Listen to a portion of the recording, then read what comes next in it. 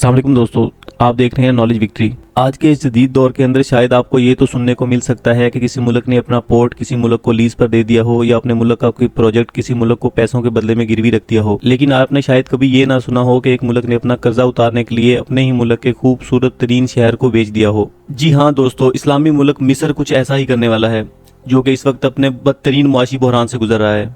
क्योंकि यहाँ पर महंगाई अरूज पर है और मिस्र को इस साल अपने कर्जों के ऊपर सूद अदा करने के लिए 30 अरब डॉलर की जरूरत है और इसके पास सिर्फ 35 अरब डॉलर के फॉरेन एक्सचेंज रिजर्व मौजूद हैं, जो कि एक बहुत ही खतरनाक बात है। ये IMF से 10 बिलियन डॉलर मजीद कर्ज ले रहे हैं, लेकिन ये भी इसके पुराने सूद को अदा करने के लिए नाकाफी है। लिहाजा इसका इलाज इन्होंने ये ढूंढा है कि अपने मुल्क के अंदर पहले रूम के किनारे पर आबाद 170 स्क्वायर किलोमीटर के इंतहाई खूबसूरत शहर रैसल हकमा को UAE डेवलपर को बेच दिया जाए। मिस्र के इस शहर को जमीन पर जन्नत की तरह खूबसूरत कहा जाता है, जिसके बदले में इसे 35 अरब डॉलर मिलेंगे।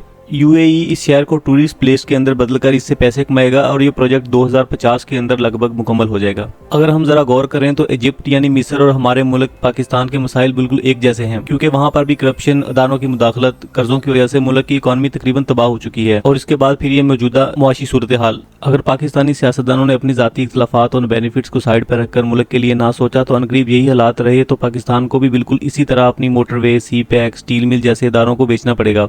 ना सिर्फ अदारों को बल्कि शहरों को भी बेचना पड़ेगा, क्योंकि हम ऑलरेडी बहुत सारी चीजें लीज पर दे चुके हैं जिन्हें आउटसोर्स कहा जाता है। पाकिस्तान में हुक्मरान अपनी आवाम को जाहिल समझते हैं और वो इसी जहालत का फायदा भी उठाते हैं। जैसे पिछले दिनों इस हाकदार से हामिद मीर ने एक प्रोग्राम के अंदर सवाल किया कि आप लोगों ने इस्लामाबाद इंटरनेशनल एयरपोर्ट को लीज पर देने जा रहे हैं, तो इस हाकदार ने जवाब दिया कि नहीं, ऐसी तो कोई बात नहीं है, हम जस्ट उसको आउटसोर्स कर रहे हैं। इस हाकदार के इस जवाब पर हामिद मीर कहका लगा के हंस पड़ा, क्योंकि किसी चीज को आउटसोर्स करना और उसको लीज पर देना एक ही बात है। अल्लाह ताला से दुआ है कि अल्लाह ताला हमारे मुल्क पाकिस्तान को अपने हिफ्ज़ो ईमान में रखे। आखिरी सवाल, हज हो रहा है मीर साहब, आखिरी सवाल, ये बात दुरुस्त है कि इस्लामाबाद एयरपोर्ट को लीज पे दे रहे हैं आप? नहीं, लीज पे नहीं दे रहे। अच्छा, इस्लामाबाद एयरपोर्ट हम आउटसोर्स कर रहे हैं और दुनिया में जितनी बड़ी एयरपोर्ट्स है उसकी मैनेजमेंट होगी, उसमें आपकी रौनक और बदल जाएगी। इसका हीथ्रो एयरपोर्ट भी जो है वो इसी तरह चल रही है, आउटसोर्सिंग उसे कहते हैं। आप जो लफ्ज इस्तेमाल कर लें।